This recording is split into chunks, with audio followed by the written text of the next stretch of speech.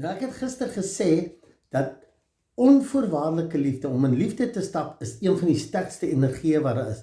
En ek het gesê, die woordjie onvoorwaardelike liefde beteken net no judgment, geen oordeel. En toe het ek verduidelik, dit begin eerstens by onsself, dat ons sal ophou om so hard teenoor onsself te kan wees. Maar omdat ons so maklik onsself kan oordeel, kan ons net so maklik ander mense oordeel. So hoe meer ons sag teenoor onsself, hoe meer, ek wil amper sê, konsiderering teenoor onsself gaan wees, gaan ons dit makliker teenoor ander kan wees. En ek wil net vir jou vandag sê, gaan kyk hoe subtiel is oordeel. Hoe maklik oordeel ons.